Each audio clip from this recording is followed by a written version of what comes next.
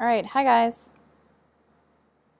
Today we're going to be talking about limiting reactants. Hopefully you have earbuds, you have access to your notes, right? And you have a pencil and a calculator, right?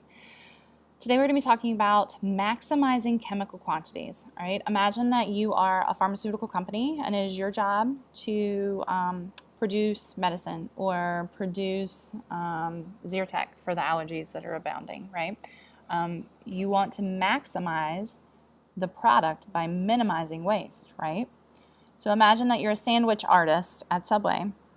You want to maximize your ingredients, right, without having a lot left over. You want to maximize the number of sandwiches you can make without having a lot left over. So that's what we refer to as limiting and excess reactants, okay? A limiting reactant is nothing more than the reactant that limits how much product can be made. Look at the two pictures down below. That is 1 slice of ham and 4 slices of bread. Which one of those reactants is limiting how many sandwiches I can make? Right, the ham. The ham is going to be considered the limiting reactant. And once it's used up, the reaction is going to stop. Okay? That's it. That's all a limiting reactant is. An excess reactant is the reactant that's going to be left over. Whatever remains after the reaction stops.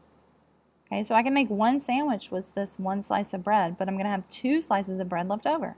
Therefore, the bread is considered the excess reactant because it's remaining because there's nothing to react with it. Another visual, you know I'm a visual learner. How many cars could be made here? If I have 8 car bodies and 48 tires, assuming I just need 4 tires per 1 car, don't worry about the spare tire in the back, right? No matter how many tires there are, if there are only 8 car bodies, I can only produce 8 cars. So the 8 car bodies are going to be limiting and the tires are going to be in excess. All right, how many hot dogs can I make? Look, right here on the package of the hot dogs, it says 10 servings, right? It's 1 hot dog per hot dog bun. But look, on the hot dog buns, there's 8. Frustrating. Who is limiting and who is in excess? Oops. Yep, the hot dog buns are going to be the limiting reactant, and the hot dogs themselves are going to be the excess reactant. How many? You're going to have 2 in excess. All right, now that we understand conceptually, right, what limiting and excess is, we're going to add some math to it. All right, here's our first example. Copper reacts with sulfur to form copper 1 sulfide according to this balanced equation. Okay, and again, there's your balanced equation. Oh wait, is it balanced? Nope, not balanced. Gotta always balance. All right, so let's see. 1 copper, 2 coppers, I needed 2 there. 1 sulfur, 1 sulfur, I'm perfectly good now. Okay, now, the first thing you do is balance the equation, and then, of course, all roads lead to the mall. Go to the mall. Go to the mall. All right, so the question says, what's the limiting reactant when 80 grams of copper react with 25 grams of sulfur? It's like saying, how many hot dogs can I make if I have 10 hot dogs and 8 buns? Okay, first thing you need to do is put them into a counting quantity, which is the mole. All right, so we got to get away from grams,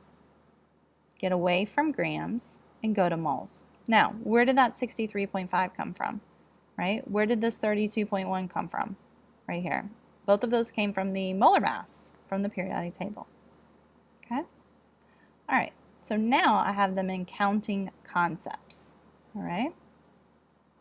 So I have 1.26 moles of copper and 0.78 moles of sulfur. Now, that's like saying I have 8 hot dog buns and 10 hot dogs. They're in counting concepts now. Okay, which means the next thing that I need to do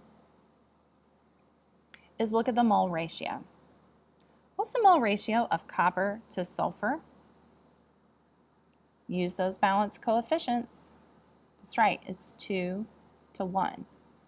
All right, which really means I need twice as much copper as I need sulfur, right, to fully react with one another and not have anything left over. twice as much copper as I have sulfur. All right. Now, how much copper, go back. How much copper did I have again? Well, this was given to me, right? This was given in my package of copper, 1.26 moles. And this was given to me. I had 0.78 moles. Just like given a package of hot dogs and a package of hot dog buns, okay? So if my mole ratio is 2 to 1, and I was given 1.26 moles of copper, the ratio is 2 to 1. That means I need 0.63 moles of sulfur to fully react with this amount. I'll say it again. I was given 1.26 moles of copper, and because the ratio is 2 to 1, I only need 0.63 moles of sulfur to fully react with this amount of copper. But go back and look at your entities again. Okay? I was given 1.26 and I was given 0.78. But according to my ratio, I don't need 0.78 moles, right? I only need 0.63.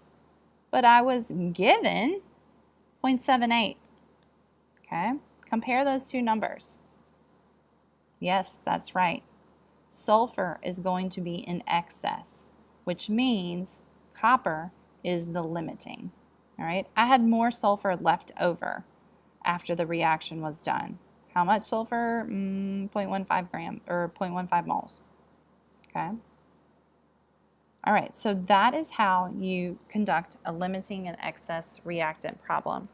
You go to moles and you compare the ratios of what was given to what is needed.